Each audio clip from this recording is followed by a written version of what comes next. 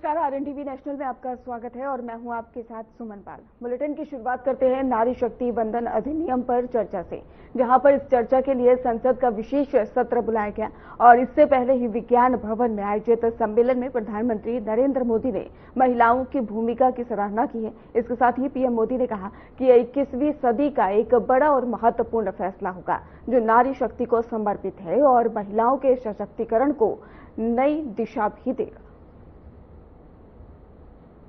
सभी महिलाओं को एक नए युग के आगमन की बधाई भी देता हूं। साथियों, लोकतांत्रिक संरचना में महिलाओं को आरक्षण देने की जरूरत दशकों से हर कोई महसूस कर रहा था, चर्चा भी होती थी। इस विमर्श को करीब करीब 4 दशक बीत गए, 40 साल बीत गए। इसमें सभी पार्टियों के और कितनी ही पीढ़ियों के प्रयास शामिल है। हर दल ने इस विचार को अपने अपने ढंग से आगे बढ़ाया है। 2023 में जब नारी शक्ति वंदन अधिनियम आया था, तब भी सभी दलों ने सर्वसम्मति से इसे पास कराया था।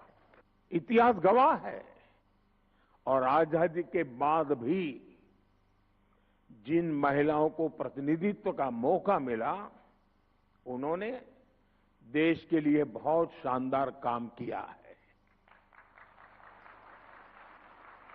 हमारे देश में राष्ट्रपति से लेकर प्रधानमंत्री तक महिलाएं जहां भी रही हैं, उन्होंने अपनी अलग लेगेसी बनाई है। इस समय भी हमारे देश में राष्ट्रपति जी से लेकर वित्त मंत्री तक ऐसे अहम पद महिलाएं ही संभाल रही है। उन्होंने देश की गरिमा और गौरव दोनों को बढ़ाया है। राज्यों की विधानसभाओं से लेकर देश की संसद तक दशकों की प्रतीक्षा के अंत का समय 16, 17, 18 है।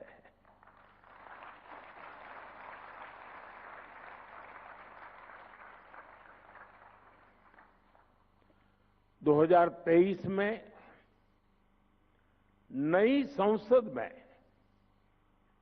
जो नया भवन निर्माण हुआ, उसमें हमने नारी शक्ति वंदन अधिनियम के रूप में प्रथम कदम उठाया था। वह समय से लागू हो सके, महिलाओं की भागीदारी हमारे लोकतंत्र को मजबूती दे, इसके लिए 16 अप्रैल से संसद के बजट सत्र की विशेष बैठक का आयोजन होने जा रहा है। पूरे देश में महिला नेतृत्व का एक बेहतरीन उदाहरण पंचायती राज संस्थाएं भी हैं। आज भारत में 14 लाख से अधिक महिलाएं लोकल गवर्नमेंट बॉडीज में सफलतापूर्वक काम कर रही है।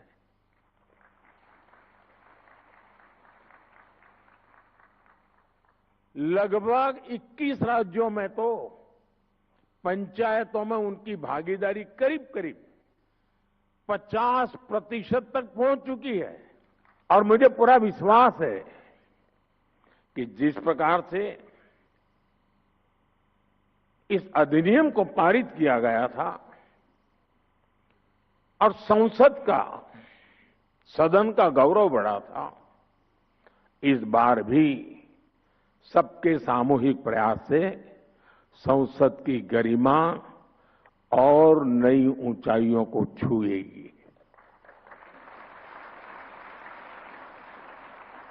देश की हर नारी को भी अच्छा लगेगा कि हर दल ने राजनीति से ऊपर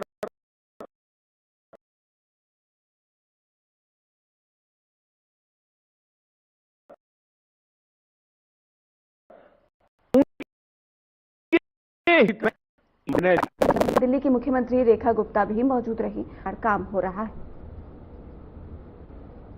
पानी के लिए घर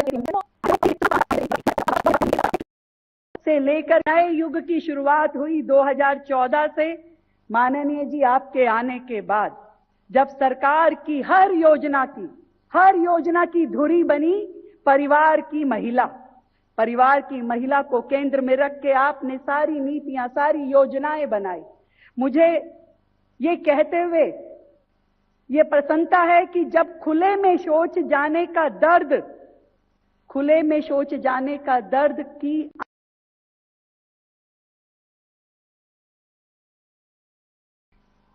बस भैया हो गया, शांति से खड़े रहो। और ये लोग कोई जवाब नहीं देते थे। आपने नरेंद्र मोदी जी को प्रधानमंत्री बनाया। मोदी जी ने उरी में हमला हुआ, सर्जिकल स्ट्राइक की, पुलवामा में हमला हुआ, एयर स्ट्राइक की और पहलगांव में हमला किया। हमने ऑपरेशन सिंदूर कर घर में घुसकर आतंकवादियों को जवाब। भाइयों बहनों,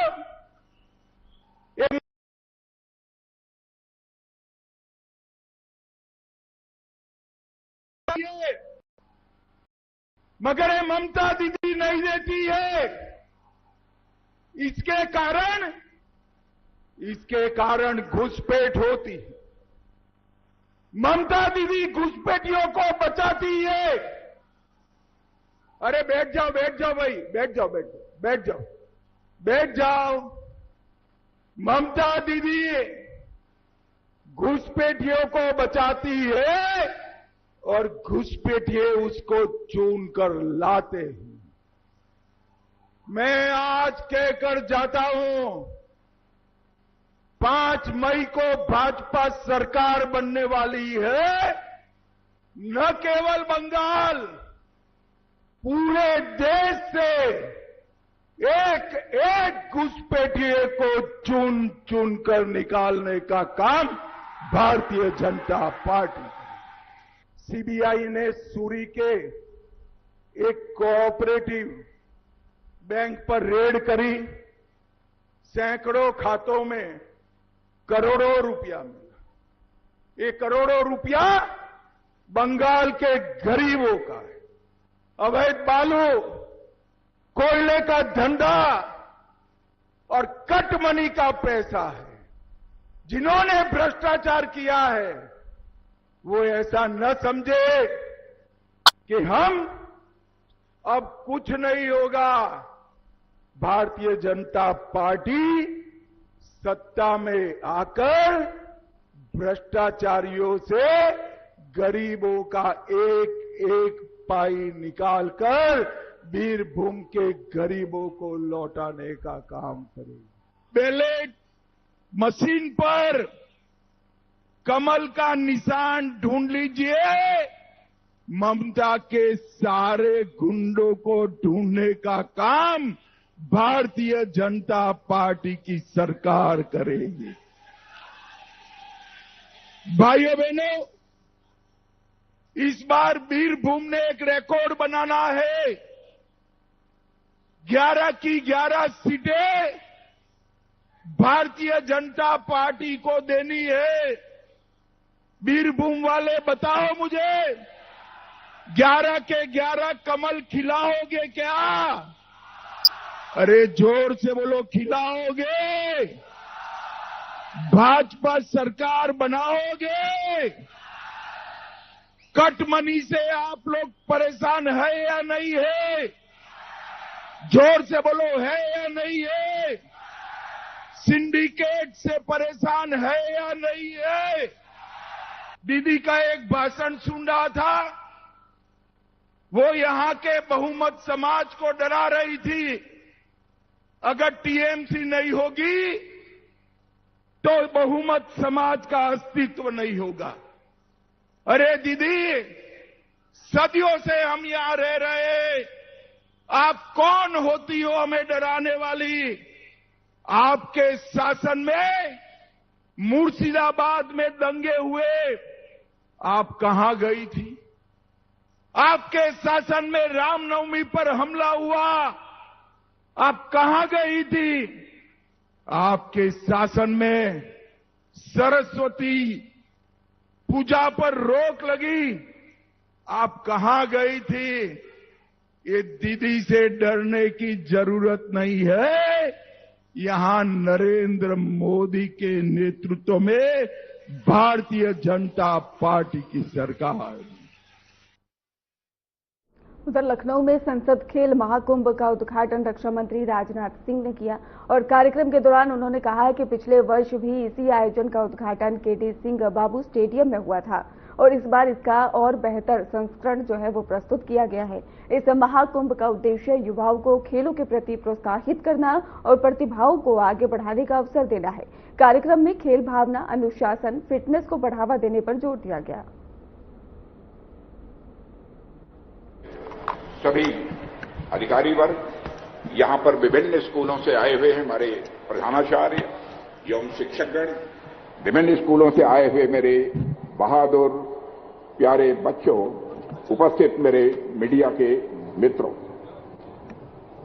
सबसे पहले तो जिन खिलाड़ियों ने आज परफॉर्म किया है उनके शानदार प्रदर्शन के लिए मैं उनकी सराहना करता हूं और सारे बच्चों को मैं अपनी तरफ से आशीर्वाद देता हूं।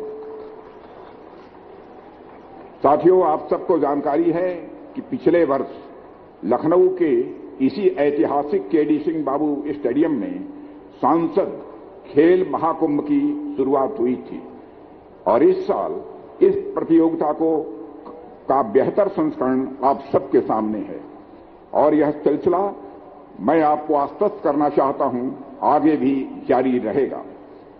आप जानते हैं, किसी भी देश या समाज के विकास का जो पैमाना होता है उसमें वहां पर जीडीपी के साथ साथ देश के एथलीटों का दुनिया भर के स्पोर्ट्सिंग इवेंट में कैसा परफॉर्मेंस होता है और स्पोर्ट्स जीडीपी कंट्रीब्यूशन पर भी यह निर्भर होता है।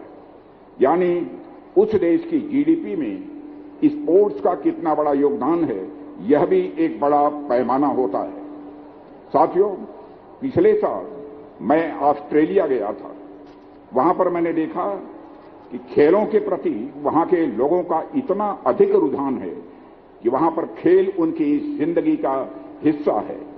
ऐसा नहीं कि सिर्फ वे क्रिकेट के खेल में अच्छे हैं, वहां पर हर खेल के अच्छे खिलाड़ी आपको देखने को मिलेंगे, जबकि वहां की आबादी बामुश्किल 3 करोड़ है, यानी लगभग दिल्ली की आबादी के बराबर। जब हम भारत में खेलों की बात करते हैं तो हम ये देख सकते हैं कि भारत में खेलों को कभी भी वह महत्व नहीं मिला जैसा कि मिलना चाहिए था। इसलिए यह बहुत महत्वपूर्ण है कि समाज में खेल और खिलाड़ियों के महत्व को न केवल समझा जाए बल्कि उन्हें आगे बढ़ने का भी पूरा अवसर दिया जाए। साथियों, मैं भारत में पिछले 10-12 वर्षों से खेलों को लेकर आप स्वयं महसूस करते होंगे एक माहौल में काफी बदलाव आया। पहले हम केवल एक क्रिकेट और हॉकी खेलने वाले देश के रूप में सारी दुनिया में जाने जाते थे और जब बात ओलंपिक खेलों की आती थी तो हम मेडल्स टैली में अपना नाम तक दर्ज नहीं करा पाते थे। लेकिन अब भारत के बड़े बड़े स्पोर्ट्सिंग इवेंट्स में अपनी एक अलग पहचान बनाने में हम सफल साबित हो रहे हैं। हमारा लखनऊ शहर अपनी स्पोर्टिंग कल्चर के लिए पहले के समय में भी जाना जाता था। आजादी के बाद जब पहली बार नेशनल गेम्स का आयोजन किया गया तो 1948 में हमारे आपके इसी शहर में किया गया था।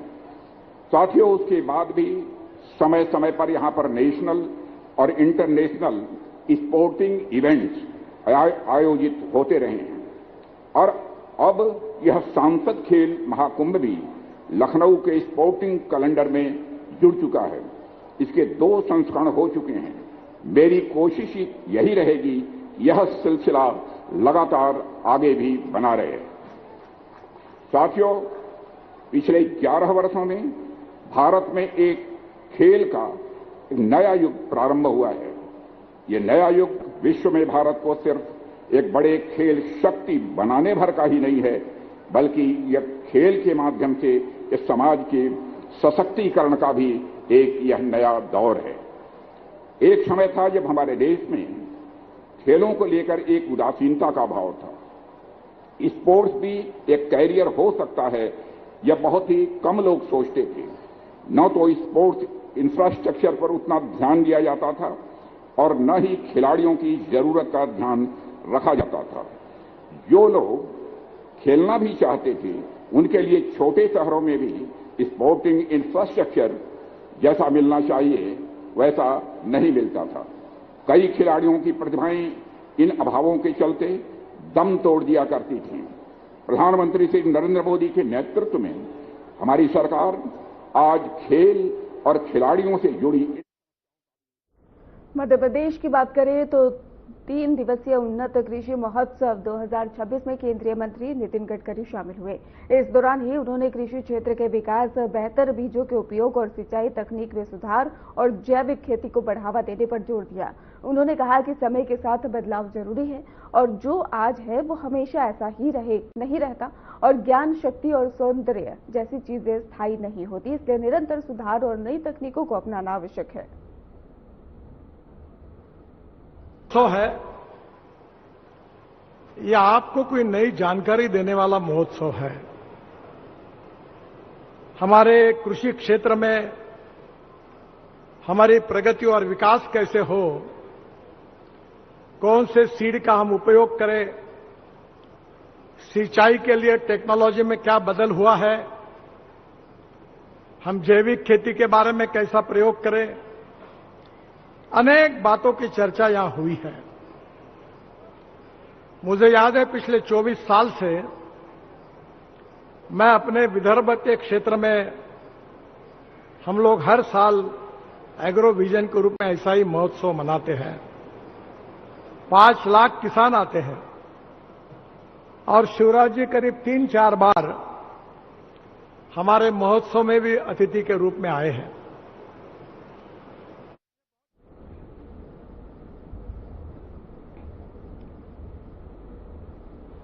और आज है वो कल नहीं है। इधर नागपुर में महोत्सव में ही आरएसएस प्रमुख मोहन भागवत शामिल हुए। इस दौरान ही उन्होंने संतों के आध्यात्मिक ज्ञान और भारत की प्राचीन परंपरा पर प्रकाश डाला। उन्होंने कहा कि संतों के पास ऐसा ज्ञान है जिसे आज भी पूरी तरह से समझा नहीं जा सकता और साथ ही उन्होंने ये भी कहा कि भारत की संस्कृति, शक्ति और ज्ञान परंपरा दुनिया के संकटों को सुलझाने में मार्गदर्शन देती है। मजबूरी के कारण मुझे समय नहीं था सोचा को, इसलिए कहा कि आज बनाएंगे, लेकिन हम सबको 13 से 16 बनना है।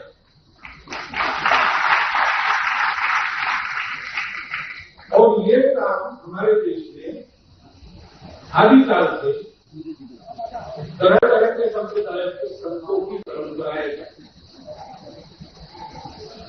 ये जब कहा गया कि युगा मित्र रोपासन मिट गए जहां से, कुछ बात है कि हस्ती मिट्टी नहीं हमारी, वो हस्ती ये ज्ञान है जो संत महात्माओं से हमको निरंतर मिलता है, अध्यात्म का ज्ञान है।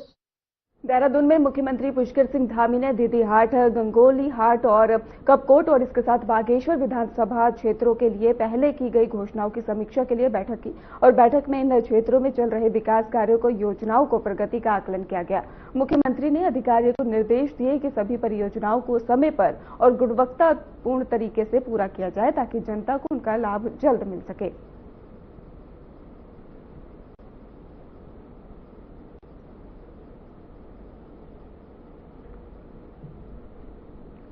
मुख्यमंत्री विष्णुदेव साय ने बस्तर दौरे के दौरान ये बड़ा बयान दिया। उन्होंने कहा कि नक्सलवाद खत्म होने के बाद से ये उनका बस्तर का पहला दौरा है और अब क्षेत्र में तेजी से विकास किया जाएगा। सीएम साय ने सुकमा से मुख्यमंत्री स्वस्थ बस्तर अभियान की शुरुआत की। इस अभियान से 1 महीने तक चलेगा और जिससे घर घर जाकर लोगों को स्वास्थ्य जांच की जाएगी और जगह जगह स्वास्थ्य शिविर भी लगाए जाएंगे। उन्होंने कहा सरकार का लक्ष्य बस्तर के हर व्यक्ति तक बेहतर सुविधाएं पहुंचाना भी है। यहाँ पे से और छत्तीसगढ़ से नक्सलवाद समाप्त होने के पश्चात पहला बस्तर क्षेत्र का दौरा है और माननीय देश के यशस्वी प्रधानमंत्री श्री नरेंद्र मोदी जी के मार्गदर्शन में और हमारे केंद्रीय गृह मंत्री की जो इच्छा शक्ति और हमारे जवानों का दम साहस के कारण जो गृह मंत्री जी का संकल्प था 21 मार्च 2026 तक नक्सलवाद को समाप्त करना, उनका संकल्प पूरा हुआ है। अब उन क्षेत्रों में जो 4 दशक तक विकास के अछूते थे, विकास 40 वर्ष। एक चुनावी रैली के दौरान बीजेपी अध्यक्ष नितिन नवीन ने डीएमके सरकार पर गंभीर आरोप लगाया है। उन्होंने आरोप लगाते हुए अपनी प्रतिक्रिया दी। उन्होंने साफ तौर पर कहा कि राज्य सरकार गरीबों के लिए घर बनाने में असफल रही है, लेकिन कथित रूप से राहुल गांधी और सोनिया गांधी के लिए घर निर्माण में धन की दुरुपयोग कर रही है। इस बयान के बाद राजनीतिक माहौल और ज्यादा गर्म हो गया। जिस प्रकार से यहाँ पर माननीय प्रधानमंत्री जी गरीबों के लिए आवास योजना हो, किसानों के लिए किसान सम्मान योजना हो, ऐसे लाभुकों को पूरी तरह से लाभ कैसे पहुंचे। करीब 12,000 करोड़ रुपया पीएम किसान योजना के माध्यम से तमिलनाडु के किसानों को राहत दी गई, उनको सहायता दी गई। करीब 13 लाख से अधिक गरीबों के लिए आवास बनाने के काम। पटना में आरजेडी नेता तेजस्वी यादव ने राज्य सरकार पर तीखा हमला बोला। उन्होंने आरोप लगाया है और इसके साथ अपनी प्रतिक्रिया भी दी है। इसके साथ ही उन्होंने कहा कि जाते जाते सरकार बिहार का खजाना खाली कर गई है। तेजस्वी यादव ने कहा कि 20 साल के शासन के बाद भी बिहार देश के सबसे गरीब राज्यों में शामिल है। उन्होंने ये भी कहा कि राज्य में प्रति व्यक्ति आय सबसे कम है और शिक्षा और स्वास्थ्य की बात की जाए तो वहां पर भी उन्होंने अपनी प्रतिक्रिया दी। जाते जाते बिहार का खजाना खत्म। 20 साल राज करने के बाद भी बिहार में सबसे ज्यादा गरीबी, यानी सबसे गरीब राज्य, प्रति व्यक्ति में सबसे कम, प्रति व्यक्ति निवेश में सबसे कम, शिक्षा स्वास्थ्य में सबसे पिछड़े राज्यों में हम लोग आते हैं। न इंडस्ट्री है, न कारखाना है। जो वादा इन लोगों ने किया था, बताइए 2 महीना में एक भी कैबिनेट मीटिंग नहीं हो पाया। आज तक ऐसा नहीं हुआ था। अब सरकार जो है, सरकार ही बदल रही है सरकार को और नई सरकार बना रही है। ये तो ताजुब है ना। बिहार क्राइम में इतना दिन भर आप देखते रहिए, अखबारों के पन्ने लाल हैं। कहां नहीं हो रहा है, क्राइम नहीं हो रहा, कोई सूद लेने वाला नहीं है। फिलहाल खास बुलेटिन में बस इतना ही। आप देखते रहिए RN TV नेशनल।